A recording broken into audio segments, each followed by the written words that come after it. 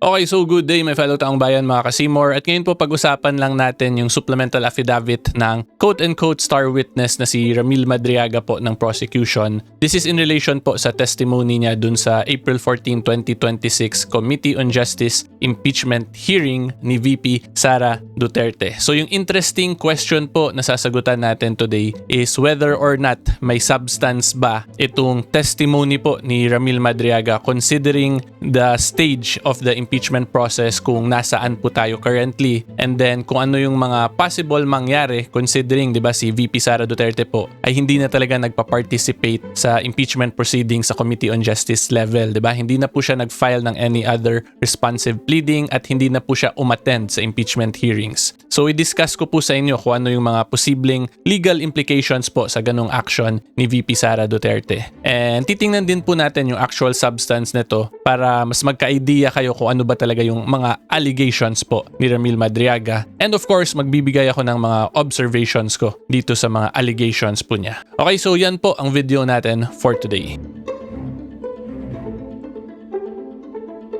Okay, so yun nga po, this is the supplemental affidavit ni Ramil Madriaga. So hindi ko na po ipi-play in full para mas efficient yung discussion natin. Okay, so kung gusto nyo po mapanood yung actual testimony niya or yung pag-actual way po niya sabihin tong statement niya, makikita po ninyo yan dito sa House of Representatives YouTube account with 278,000 subscribers. Tapos punta lang po kayo sa live stream, and then yung title po ng live stream na yon is Committee on Justice April 14, 2026. Tapos magsisimula po yan around the 2-hour and 28-minute mark. Yung specifically po in relation to dun sa confidential funds na. Kasi the testimony po prior to this, yung 54 pababa, more on dun pa yun sa mga happenings na alleged happenings during the time of FPRRD, kung ano daw yung role ni Madriaga in relation dun sa circle ni FPRRD. So hindi ko na po i-discuss yun kasi kung ako po tatanungin ninyo, hindi naman po yun related na sa impeachable offense against VP Sara. So mas magfo-focus po tayo dito lang kung saan posible itong pumasok dun sa impeachable offense, considering yung allegations po niya dito ay during the term already of VP Sara Duterte as an impeachable officer na Vice President po ng Republic of the Philippines. Okay, so yan po yung pinaka-preliminary matter na gusto ko lang i-discuss. Again, you can watch this po sa House of Representatives YouTube account.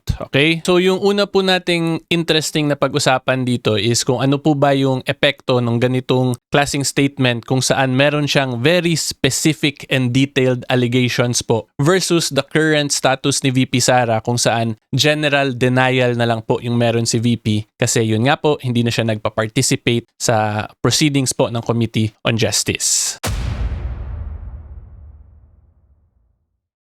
Okay, so yung pinakauna pong kailangan nyo talaga maintindihan para mas magets nyo yung value nitong testimony na to is that currently we are still in the stage of the impeachment process po sa level or sa stage nga po ng House of Representatives Committee on Justice. Okay, so yung purpose po, 'di ba, ng Committee on Justice is to determine kung meron bang tinatawag na probable cause para ituloy or iakyat po sa Senado yung case proper ng impeachment versus an impeachable officer. Okay, so again, ang purpose po nito is to determine probable cause. Okay, so when you say probable cause po, yung reaction po ninyo yan, pag titingnan po ninyo yung evidence plus the facts, lahat po ng allegations, ay mukha or probably may ginawang impeachable offense yung impeachable officer. So hindi pa po ganun ka-strict talaga yan na evidentiary requirement. Okay, so again, tandaan po ninyo, probable cause evaluation pa lang po to kasi nasa Committee on Justice level pa lang po. Okay, so ngayon po, ang next question naman natin, ano yung value ng testimony ni Ramil Madriaga in relation to that determination of probable cause na issue? So again, ang una po tatandaan natin, very specific and detailed po itong testimony ni Ramil Madriaga, diba? Kasi unang-una, pinangalanan po niya si VP Sara daw yung nag-utos sa kanya. Sinabi pa niya yung date na around December 20, 2022 daw siya inutusan ni VP Sara. Tapos minention talaga niya yung mga kotse na ginamit daw nila para sa pag-pick up, pag-deliver ng pera. Tapos minention niya yung mga names ng taong involved allegedly. Tapos yung mga name ng places kung saan nila pinick up at deliver yung pera. And pinakita din niya dito yung alleged connection daw ni VP Sara dun sa mga taong pinangalanan pinangalanan niya via the law school network po nila. So in simple terms, yun nga, it is very detailed and specific. So kung ganyan po ka-detailed and specific yung isang testimony, assuming magtuloy-tuloy po talaga to sa trial proper, tapos let's say hindi siya ma-discredit doon, ay malakas po yan na testimony kasi posible po yan makapakonvict in a criminal case assuming hindi talaga siya ma-discredit later on, 'di ba? Tapos magkaroon pa ng mga supporting evidence because again, it is a very specific allegation po, specific and detailed allegations po yung mga ginawa dito ni Ramil Madriaga. And the reason why that is very valuable po is because si VP Sara nga did not participate na po, 'di ba, sa HOR proceedings. So based on the rules po ng HOR in relation to impeachment proceedings, pag ganyan po kasi na hindi na nagpa-participate yung respondent, mag-i-impose po sila ng general denial. So when you say general denial,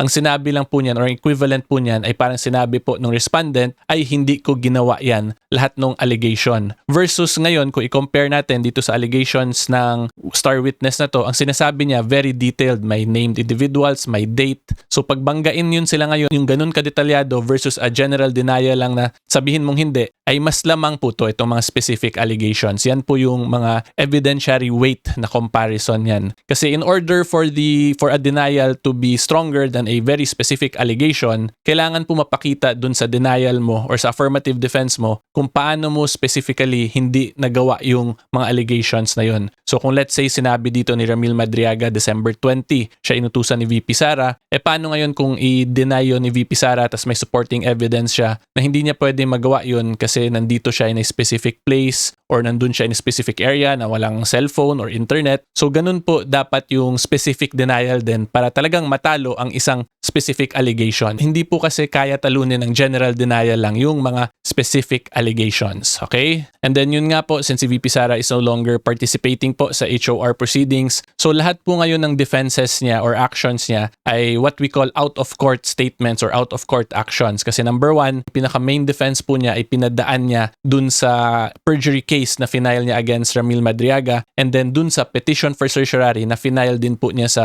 Supreme Court questioning the actions ng House of Representatives, 'di ba? And then pangalawa po, yung mga defenses niya against dito sa mga allegations ay sinasabi rin po niya via her social media accounts. So again, these are out-of-court statements, out-of-court actions. Therefore, kahit na po detailed or specific yung mga statements na yon pero nandun sa ibang korte yun siya or via mga social media posts lang, wala po yung value currently at present sa House of Representatives kasi hindi po siya nagfo-form part ng records po nila. Okay? So in other words, hindi po yun pwede gawing basis ng House of Representatives yung mga out-of-court actions na yon para ipagbangga itong mga specific allegations ni Ramil Madriaga. Okay? So therefore, kung ako po ang tatanungin ninyo, mukhang sapat na may probable cause to para mag-proceed into an impeachment case po talaga sa Senate based dito sa statement ni Ramil Madriaga. And the reason nga po being is because walang actual evidence si VP Sara na sinubmit sa House para banggain to siya, 'di ba? Because yun nga po, lahat out of court actions or statements po yung ginagawa niya which are not part of the court records nga. So hindi yun pwede makonsider ng House of Representatives Committee on Justice. So yun po yung mga kailangan din talaga natin tandaan sa legal nuances na very important po talaga na you file your defenses assuming gusto mo po banggain talaga itong mga allegations na to in the proper venue. 'Di ba? So yun, ganun po dapat yung proper action. Otherwise, kahit po gaano kaganda pa yung mga defenses natin na nandun sa ibang court, sa higher court, wala pong value yun dito sa side ng House of Representatives. So hopefully po naintindihan ninyo. Ina-explain ko po talaga sa inyo yung technicalities kung how it works yung mga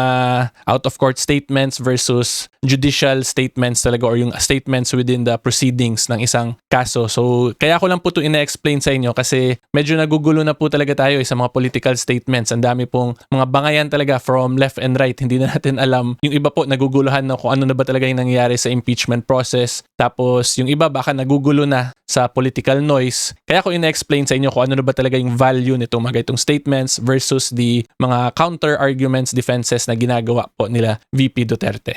Okay, so hopefully klaro po yan. Yun po yung next question natin. Porkit ba hindi to na-refute ni VP Sara sa Committee on Justice level ay ibig sabihin ba totoo agad yung allegations or yung statement ni Ramil Madriaga?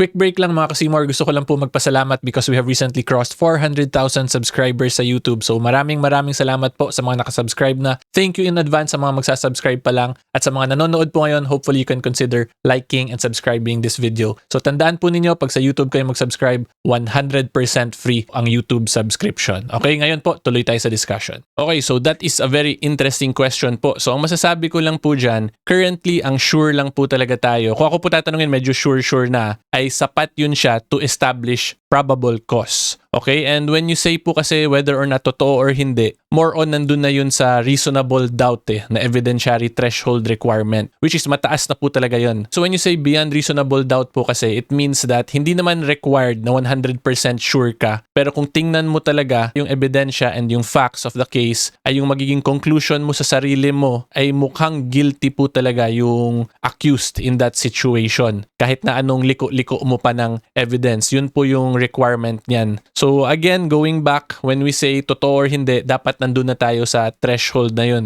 So currently, hindi pa po natin masasabi na ganun kasi hindi pa po natin nakikita yung full defenses talaga dito ni VP Sara Duterte, diba? Hindi pa po napapagbangga talaga kasi currently, although meron nga po siyang mga filed cases, yung perjury and then yung petition for certiorari, pero yun nga po, hindi napagbangga dito sa House of Representatives kasi yung mga other cases na yun does not form part of the court records naman ng House. So hindi natin ngayon napakita kung sino talaga yung yung nasa tama, okay? Pero yung klaro lang nga po, again, kung ako tatanungin nyo, I think this is sufficient na to establish probable cause due to the seriousness of the allegations plus the mere fact na wala pong official records na nasa House na nag-refute nga ng statements niya. And that is why kaya ako po personally very interested din ako umabot to sa Senate kasi doon natin makikita ngayon kung sino po ba talaga yung nagsasabi ng totoo among the parties. Is it the witness, yung mga nag-allege plus the complainants, or is it si Vice President Sara Duterte? And you have to take note din po kasi itong mga allegations ni Ramil Madriaga, like what I have been repeatedly saying in this video, mabibigat po siya, 'di ba, na allegations, very specific, very detailed. So yung point ko po dito, kung let's say ma-establish yan clearly ng prosecution later on dun sa Senate, tapos may mga supporting evidence talaga, ma-establish lang na credible talaga to si Ramil Madriaga, kung ganun po, kung ako lang ang tingin ko, this is actually sufficient po for a conviction sa impeachment case kasi yun nga po, very specific and very detailed. Tapos kung makikita pa po ninyo, yung allegations po dito ni Ramil Madriaga ay from 11 days biglang napunta ng 1 day na lang yung pag-disburse daw ng confidential funds ni VP Sara.